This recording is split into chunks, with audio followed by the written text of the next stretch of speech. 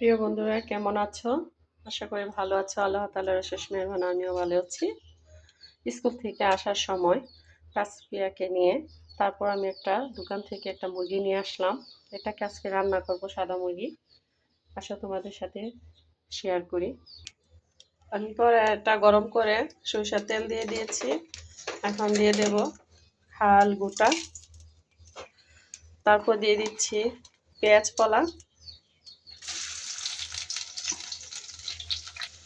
পলাটি দিয়া তারপর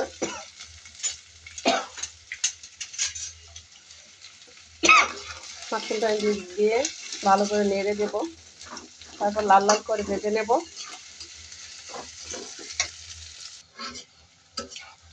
পেঁয়াজটা কিন্তু ভাজা ভাজা হয়ে গেছে। এখন আমি গ্যাসের চুলার চাউনটা একদম কমিয়ে দেব। পাঁচটি দিয়ে দেবো একটু হলুদের গুঁড়া। হলুদটা দিয়ে যদি আপনি আদা রসুন বাটাটা দেন তাহলে গরম তেলে ছিটায় সম্পূর্ণ করবে না। আমি আদা রসুন বাটা একসাথেই করি। যারা আমার ভিডিও দেখেন অবশ্যই জানেন। তোমাদের ভাইয়া কিন্তু মুরগি একদম ভুনা ভুনা কষা কষা করে পাক করে পছন্দ করে। আর বাচ্চাদেরকে কিন্তু কষা দেন, আলু দেন, সবই পছন্দ করে। মুরগি মাংস জাতীয় হলেই চলে। আমি এখন আদা রসুনটা দেওয়ার পর আর একটু হলুদ দিয়ে দেব, আর লবণ দিয়ে দেবো পরিমাণ মতো।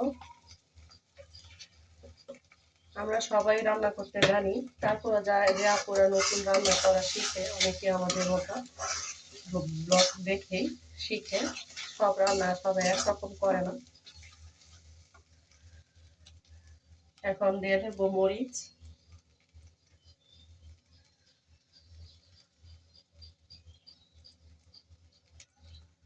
মরিচটা সে একটা জাল না, কিন্তু মোটামুটি আমরা মাংস তরকারি হোক, শুটকির তরকারি হোক, মোটামুটি ভালোই জাল খাই।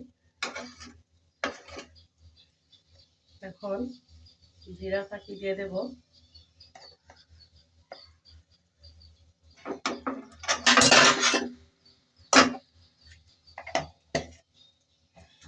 এখন মুরগিটা যেটা আমি আগে ধুয়ে রেখেছি, এটা এখন একটু একটু করে দিয়ে দেব।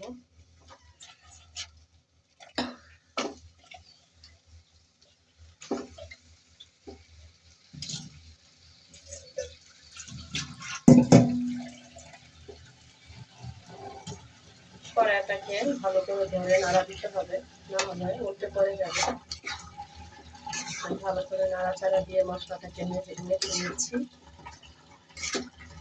একদম ধুমের একটা মাংস থেকে যে পানি পড়বে এটা দিয়ে আমি কষিয়ে নেব। তোমরা কিন্তু দেখেছো আমি একটু পানি দেই নাই।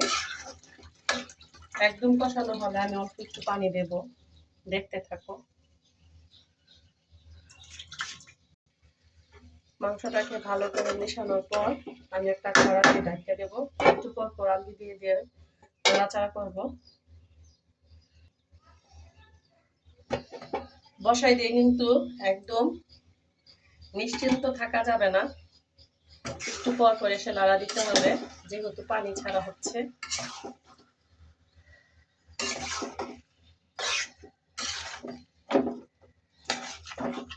এখনই কিন্তু মাংসটা একদম নরম নরম হয়ে গেছে। দেখবা একটু পর কিভাবে পানি উঠে। আবার ঢেকে দেব।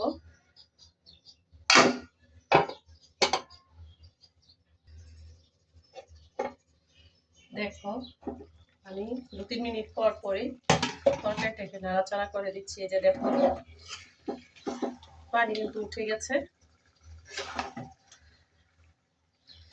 পানি ছাড়া মাংসের যে পানিটা উঠবে এটাকে দিয়ে নাড়াচাড়া করে তরকারিটাকে বসিয়ে অল্প একটু ঝোল দিয়ে তরকারিটাকে রান্না করবো।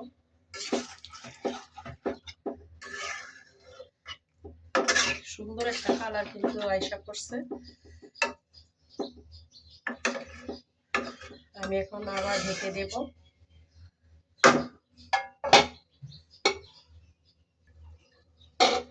দেখো তরকারিটা কি সুন্দর, মাশাআল্লাহ একটা কালার এসছে। দেখছো কি তেল তেল। এভাবে রান্না করে খেতেও খুব দারুণ মজা। আর কিছুক্ষণ পরে আমি এটাকে নামিয়ে ফেলতে পারবো। ভালো করে কষালে মাংসের ভিতরে লবণ মরিচ ঢুকে, তারপর তরকারিটা অনেক স্বাদ হয়ে যায়। আমি আর কিছুক্ষণ পর ঝোল দিয়ে দেব। তোমরা দেখতে থাকো তরকারিটা কি সুন্দর হচ্ছে, মাশাআল্লাহ কমেন্টে জানাইও। দেখো মাংস তরকারিটা সুন্দর এবং একটা কালার এসে পড়ছে। এখন আমি অল্প একটু ঝোল দিয়ে দেব।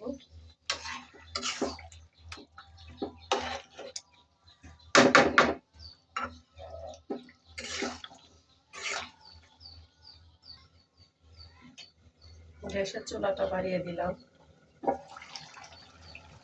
এখন দেখো আর কি যেতে হবে ঝোল নাকি এটাই ধিমিয়ে ধিমিয়ে কষিয়ে ফেলবো।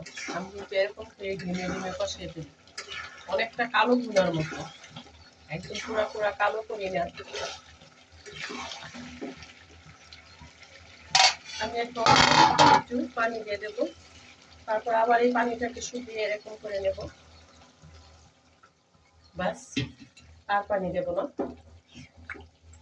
তাহলে মনে হলো যদিও একটু মাংসের ভেতরে লবণ মরিচ বা সিদ্ধ হওয়ার বাকি থাকে, এখন কিন্তু হয়ে যাবে। সবাই একটু কমেন্টে জানা যেও কেমন হয়েছে। মাশাআল্লাহ তরকারির ঘ্রাণে সারাটা বিল্ডিং মোমো করতেছে। আমার রান্না শেষ, এই যে দেখো মাশাআল্লাহ তরকারি হয়ে গেছে। এখন আমি চুলাটা বন্ধ করে দেব।